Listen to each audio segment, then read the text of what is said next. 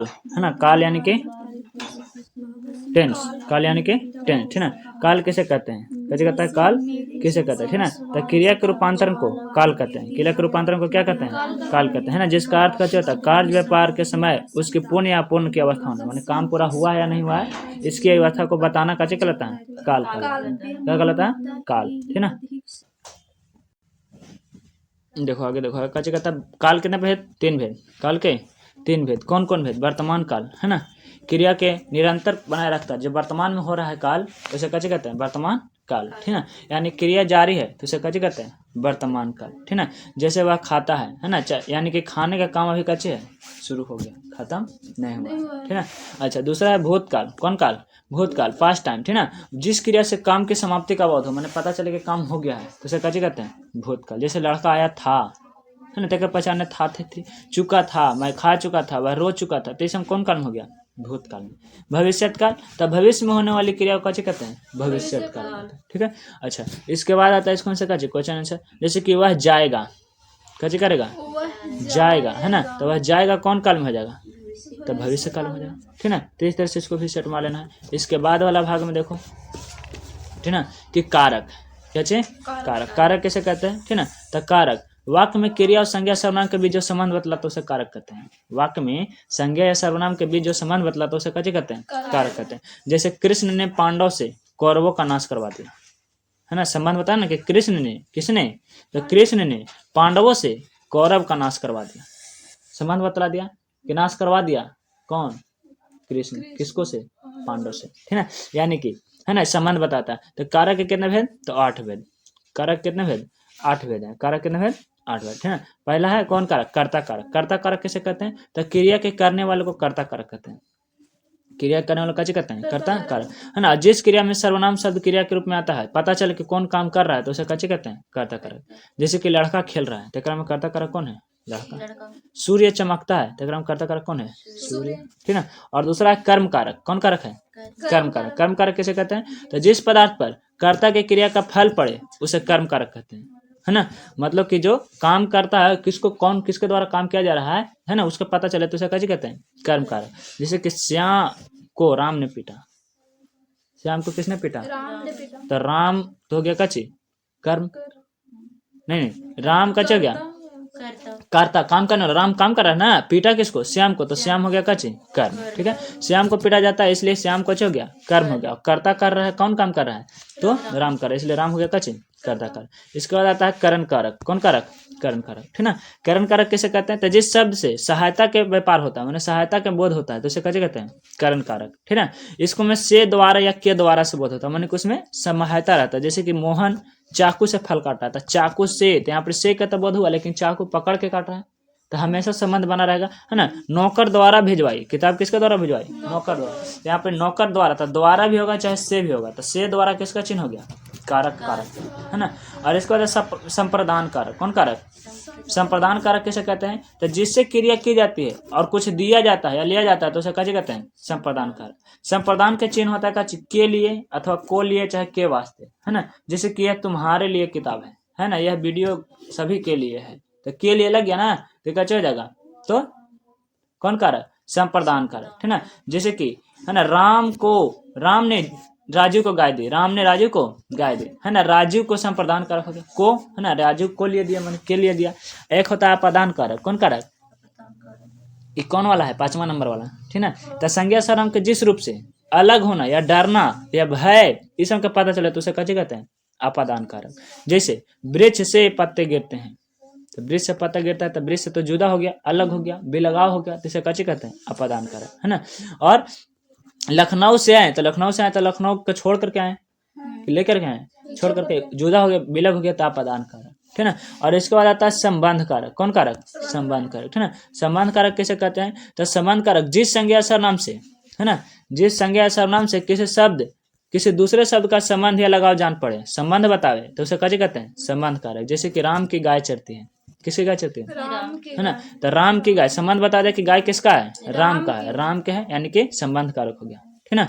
अच्छा, इसके बाद आता है अधिकरण कारक, कौन कारक, तो क्रिया के आधार को सूचित करने वाला, जो सूचित करता है ना, उस संज्ञा सर्वनाम को कैसे कहते हैं, अधिकरण कारक। जैसे कि तुम्हारे घर पर 4 आदमी है, तुम्हारे घर पर चारल, चाहे तो तुम्हारे घर में, तो मे पै पर इसका कचो होता है, चिन्ह होता है। मे पै पर कौन कारक है? अधिकरण कारक, है ना। अच्छा, इसके बाद आता है संबोधन कारक। संबोधन कारक कहने का मतलब कि जिस शब्द से किसी को बुलाया पुकारा जाए, संबोधित किया जाए, तो उसे संबोधन कारक कहते हैं, है ना। तो कैसे पुकारते हैं? हे प्रभु, है ना, मेरा उद्धार करो। तो यहाँ पे हे प्रभु का चलेगा संबोधन, ठीक है। तो यहाँ पर एक शब्दों में हम लोग देख लेते हैं कि किसका कौन कारक के चिन्ह होता है, ठीक ना। तो चलो देखो, कर्ता कारक का चिन्ह का होता है ने, कर्ता कारक के ने, और कर्म कारक के को, और करण कारक के से द्वारा, ठीक ना। अच्छा, द्वारा कहने का मतलब को से जुटा रहेगा, और संप्रदान कारक को के लिए, है ना, और अपादान कारक तो से जुदाई, इसको में अलगाव उत्पन्न होगा। और फिर संबंध कारक तो का के की, रा रे और ना ने नी, है ना, ये सब कैसे हो जाता है? तो अधिकरण कारक होता है। और नहीं, संबंध कारक, अधिकरण कारक में मे पै पर, और संबोधन में हे कह के बुलाते हैं, है ना, अरे कह के बुलाते हैं, अजी कह के बुलाते हैं, अहो कह के बुलाते हैं, है कि नहीं। तो ये सब कैसे हो गया? संबोधन, है ना। इसमें क्वेश्चन ऐसे किस प्रकार से रहेगा? देखो, कहता है कैसे कि तीर से बाघ मार दिया। तीर से बाघ किस कारक का उदाहरण है? तो तीर से, तो यहाँ पर चिन्हानी तो से है ना। तो वो से दो जगह होता है, करण से, एगो अपदान से। तो करण में कच्ची रहता है, जुटा हुआ रहता है कि नहीं। तो तीर से मारा, है ना, बाघ मार दिया, ठीक है ना। तो एक कौन कारक हो गया? करण कारक का चिन्ह कैसे होता है? से द्वारा। तो तीर के द्वारा ना मार दिया, इसलिए कैसे हो गया? तो करण कारक। इसके बाद कहता है बिल्ली छत से कूद पड़ी। बिल्ली छत से, यहाँ पर चिन्ह तो से है, तो से किस में होता है? करण से द्वारा, अपदान से जुदाई। तो छत से कूदा गया, तो छत से देखो, तो छत से जुटल है वो? नहीं जुटल है, एक मतलब जुदाई हो गया, तो इसलिए अपदान कारक हो गया, है ना। तो इस तरह से क्वेश्चन आंसर बनाना रहेगा, बनेगा है। अच्छा, इसके बाद वाला भाग को देखो, अवयव काचे, अवयव, ठीक ना। अवयव का अर्थ क्या होता है? जिसका कोई व्यय न हो। अवयव का अर्थ क्या होता है? जिसका कोई व्यय न। अतः अवयव वे शब्द है जिनका लिंग, वचन, पुरुष, काल इत्यादि कोटि से कोई प्रभाव नहीं पड़ता, उसे कैसे कहते हैं? अवयव। जैसे कि आज, कल, तेज, धीरे, किंतु, पर, ये सब कैसे है? अवयव है, ठीक ना। अवयव के कितने भेद? 5 भेद। अवयव कितने भेद? पहला है क्रिया विशेषण, ठीक ना। जो शब्द क्रिया के पहले आके विशेषता प्रकट करते हैं उसे कैसे कहते हैं? क्रिया विशेषण। जैसे रमा तेज दौड़ती है ना। तो क्रिया यहाँ दौड़ना से पहले आ गया कच्चे तेज, तो तेज कैसे हो गया? क्रिया विशेषण। कैसे हो गया? क्रिया, है ना। यहाँ तेज अवयव हो गया।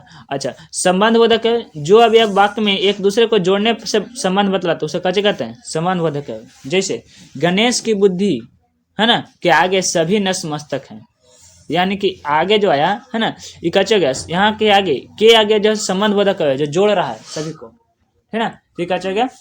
संबंध बोधक। कैसे हो गया? है ना। इसके बाद आता है समुच्चय बोधक अवयव। कौन बोधक अवयव?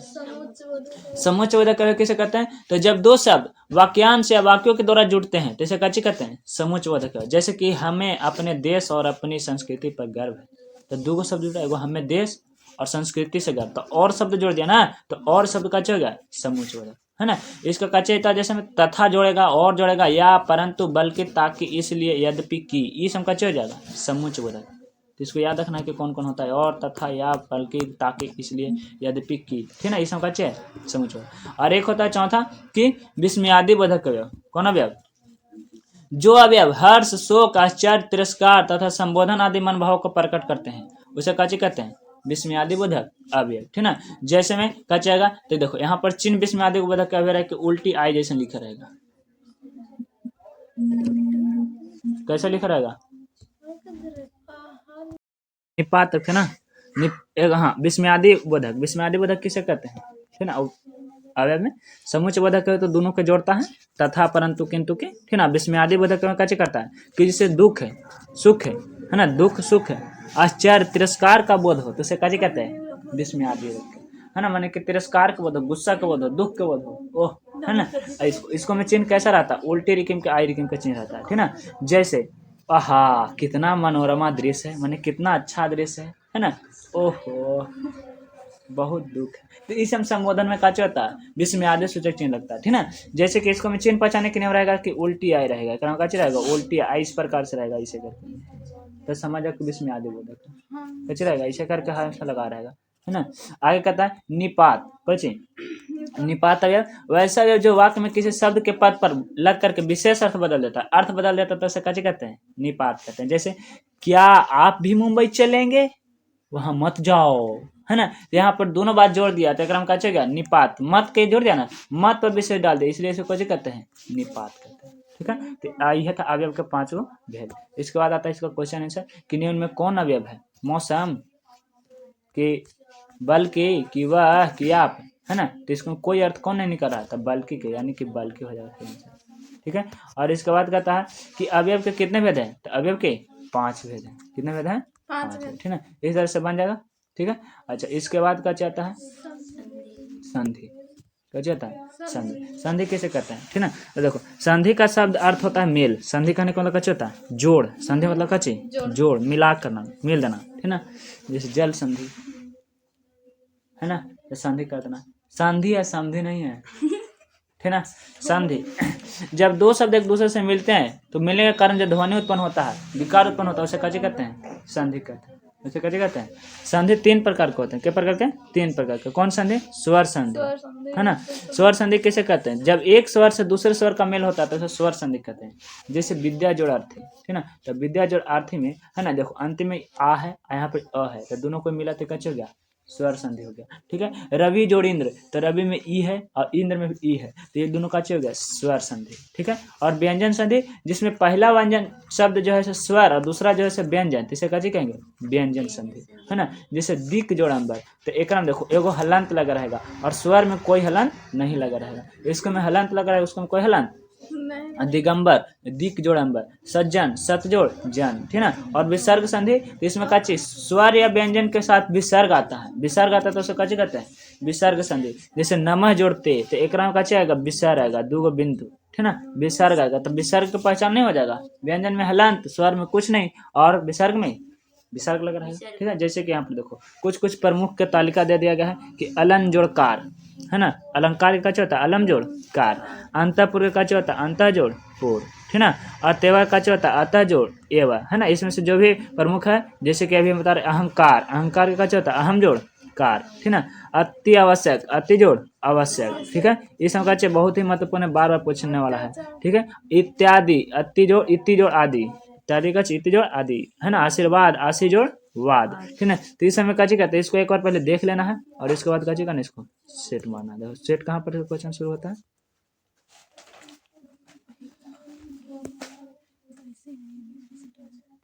ये ना सेट के संधि के कितने प्रकार होते हैं? ठीक है, तो संधि कितने प्रकार के होते हैं? 3 प्रकार के, ठीक ना। और दुस्साहस शब्द का संधि विच्छेद क्या होगा? कौन शब्द का? दुस्साहस, तो दुह जोड़ साहस, ठीक ना। अन्वेषण शब्द का संधि विच्छेद क्या होगा? तो अनु जोड़ एसन। तो इसका काची करना है? सेट मारना है। ठीक है।